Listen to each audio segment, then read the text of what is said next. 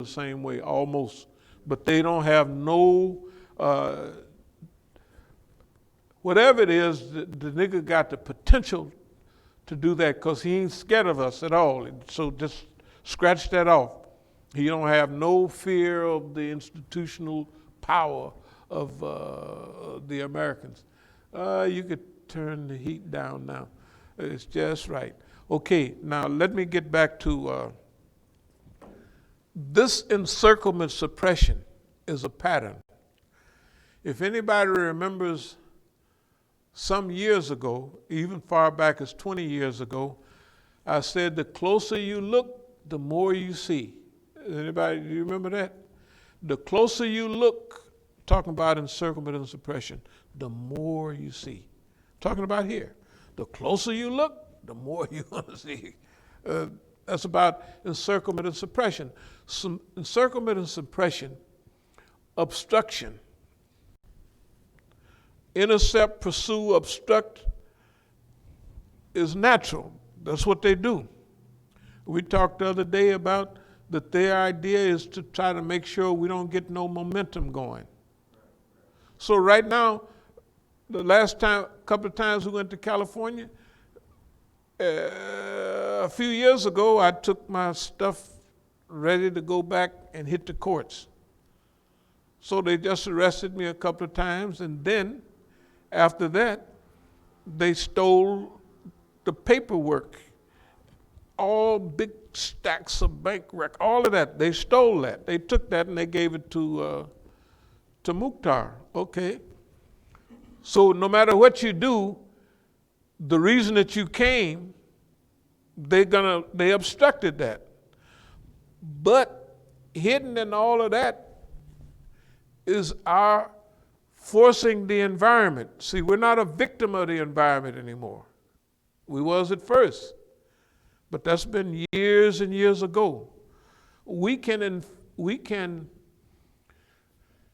not enforce, but we can infect the battle space that we're in.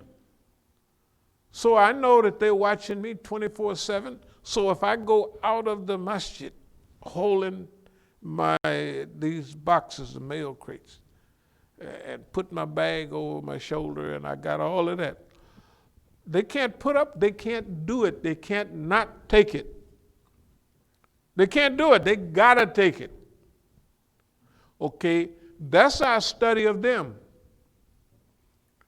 That's our study. What does encirclement and suppression mean to us? What does a counter campaign against the system mean to us? Not what it meant to China. We just look at this for the pattern. Why? China's 4,000 years, they have a 4,000-year history. They've never invaded anyone. And all the old patterns of war and all the strategic manuals and all of that, where do they come from? China. And those patterns, since the human being is the same as it was then, basic makeup, the art of war is still the same, but it's on a higher technical level, right? But still the rules are the same. So now here we are. Instead of the battlefield, what is the battle space for us? How can we manipulate the battle space? How can we manipulate the whole system? How can we do that? Well, we've been doing it all along. And you have to know, what do we have on our side? What do we have going on our side? Man, this is boss man got everything, but he don't have everything. And what he don't have, he does have arrogance of himself. And he have people that are lacking in all kind of character, and he give them officialdom by being with him. Like if the police say, I am the police, he's saying it off boss man stuff. His wife slap him upside the head. His kids don't respect him. But with me and you, I am the police.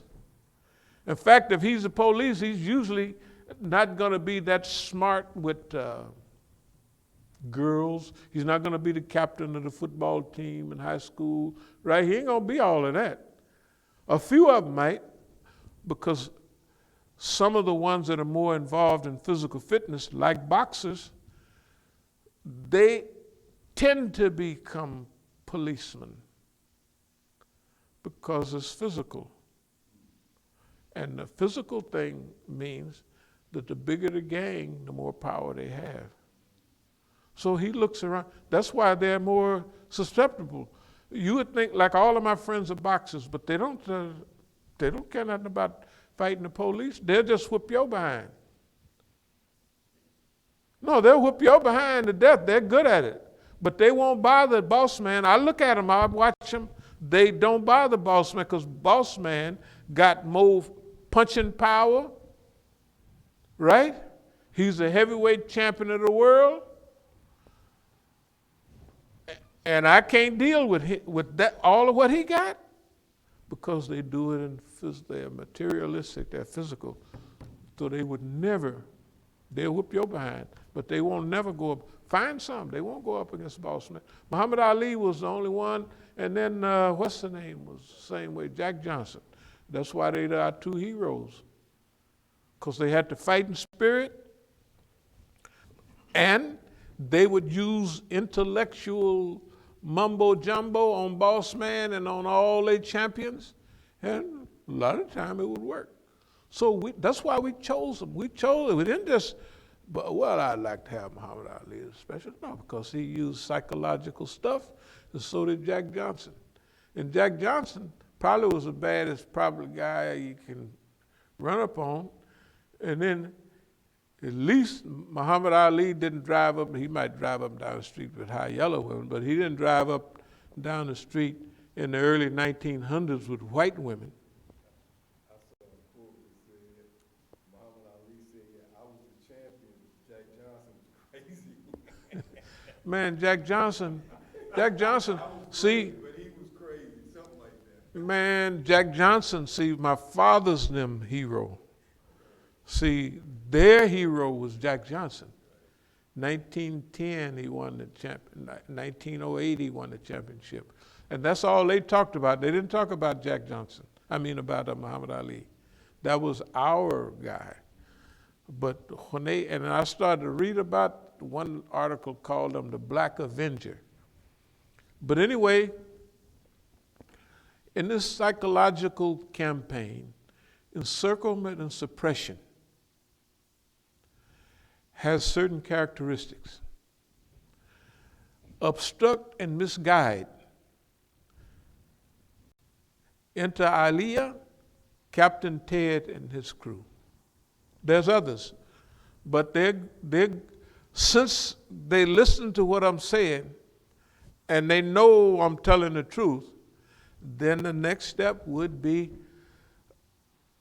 guerrilla warfare, sniping. How to snipe, cover up yourself with grass, you know what I mean, and don't move. That's what they was coming to teach. They coming to teach, I can teach this, I said, oh, that's great. Well, the only reason, hell, it ain't much more grass left in the United States. So we're not going to be, that's fine. I didn't listen at all. And then he hooked up with Abdul Jalil. Well, I knew something was wrong then. Well, before that. Because if Abdul Jalil was not right, then I know anybody that leans with him, example, Mukhtar and him, was like, hey. Now you got to remember, here we are, and they got some of the people floating in and out of here. Where was they at when we was a little while ago? They were gone. They floated away. Now they done floated back. It's good to see how y'all doing and everything. Right? They just floated back like it's okay. If I were to listen to them, when the people, some of them right here now, when the people on the hill, imagine the scene.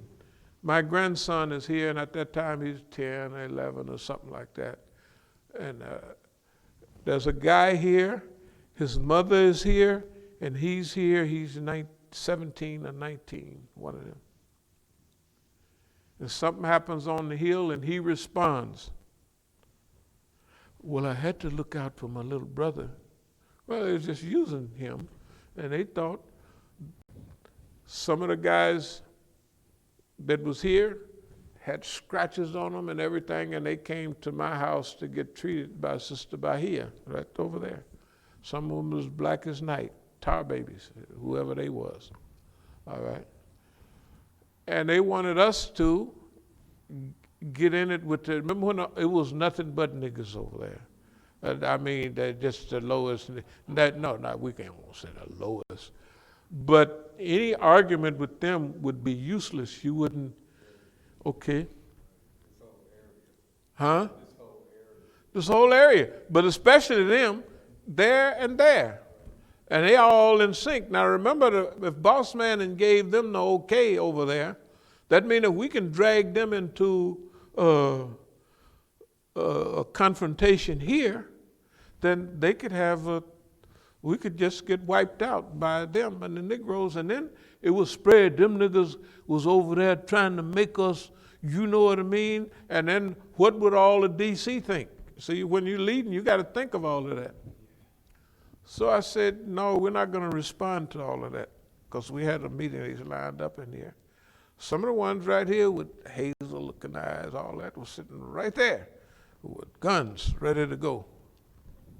Yeah, I'm telling you, see, the niggas don't know that you got to be watching. If you're going to do a good job of leading, you got to pick up on everything and use it when it's good for you. But no way I would let them get us hooked up with fighting those people. Now, of course, couple of years before that, I got in it with the police, and I was challenging the police right down here, maybe 20 years ago, something like that. It was a while back. So everybody knows that it ain't the thing of being afraid of the police or afraid of confrontation. It's just you confrontate when you want to, not when they want to. But anyway, to obstruct, to misdirect, all of those things are natural for what they do to us. Now, the seeding machine is that. The seeding machine is that. We have to make sure that all the CDs and DVDs that we have become available to the public. So if we're starving to death, it don't make no difference. We can put out enough information from ourselves without no more of that. Don't make no difference. Because all this stuff we're saying now is only a repeat over and over and over again. Only 5 or 6, maybe 7 at the most, different paths leading all to the same place. It's repetitive. It's called redundancy. Like if you want to make sure your spaceship works right, or you get back home, you put redundancy. One thing go wrong, you got 5 or 6 redundant systems that make sure you get back home. That's the only thing you're trying to do, is you're trying to go out there and you're trying to get back. So you got redundancy, system after system. You don't have 1 or 2 things. That was the early spaceships, Apollo and them, all them. They had 1 or 2. If anything go wrong, it's too bad for you. You gone and you just orbiting for the rest of your life, however long that is, right? But the more skill you get redundancy, over and over and over again. That's what we have here. We have redundancy. What does that mean? We have observed and we have seen so many cycles of all of this, you don't even have to look. You can taste the environmental circumstances now. You can just taste them. It don't make no difference what they think. It don't make no difference even how it sounds. We say, well, we're going to give the FBI a chance to repent. Well, they didn't repent. And they give you a sign. You get all the signs. We haven't repented. We're not going to, okay, you don't repent, then fine. Don't make no difference to us, right? Because we're not on their schedule. This is the thing. We are not on their schedule. And they're not going to, they may send a whole crew in here and they do this and they do that. So if you were to look and see, you would see that basically somebody else is running everything, because that's what encirclement suppression is. That they surround you and everybody else is, you're there, you're chit-chatting and everything, but they slowly try to gain re-encirclement. That's what it is. Encirclement is suppression. Re-encirclement, right? Re. And like it said, that pattern goes on until those people who are encircled eventually gain enough power to launch a physical counter-offensive. That's not our goal. Our goal is to influence the direction of change. Nobody has to, we can go home and go to sleep and don't worry about just puff the pillow up, because you don't have to worry about boss man. You look at his pattern. It's just a historical pattern. Which way is he headed? He's headed down. It don't make whether it's down this way, down that way. He's headed down. And he has momentum in decline. Now remember, if it's hard enough to stop a train when it gets momentum, imagine a whole big system when it's headed down, right? You can't stop it. It's not me and you, 2-3 people sitting around here just chit-chatting. No. We're light, agile. We can change direction, just whoosh, we go on another way. A boss man gonna hit us, we duck, and that's it. We don't have to run all the way over there to duck out of the way, right? The smarter you get, the old master, when you're the young guy, you jump up all the down, turn flips. You ever see the martial arts? And they get into a stance, and then they go all turning, all flipping around. And the old master don't do that. When you hit at the old master just move enough to miss the point. He ain't trying to show off or nothing, right? So when you get older and sharper, you make less moves because you don't need to, right? You just don't need to. The system of encirclement and suppression. That means they've been encircling us and they've been trying to suppress us, we'll just say 40 years, but it's been longer than that. Because when you last a long time, you get a chance to look at stuff that you never even considered before. If you remember, we was talking about Marcus Garvey when he was kicked out of the United States. He went back to Jamaica. And some people had the little kids following him around, throwing rocks at him and making him sad. And what would he say to himself? I did all of this for my people. And the kids, hell, they paid them kids a couple of shillings to follow him around. And he followed it because he wasn't, remember, those people are our heroes, but what stage of the game would they get at? Marcus Garvey he picked up on all his ships, the Black Star Lines going them Negroes putting sugar in his tank and everything, right?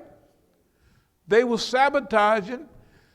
When the people present Marcus Garvey, that man was a buffoon, that man was a liar, and his ship, Black Star shipping line, was a failure. Of course it is if all the captains is working for the white man, right? But the Black Star shipping line went all over the world, and when it went down through Central, oh my goodness, that's the Black Star line. Hey man. Down there, and Africa, hey man, that whatever was that Negro newspaper he had, the Negro World, whatever it was, it went all over. It influenced Kwame Nkrumah. It influenced the whole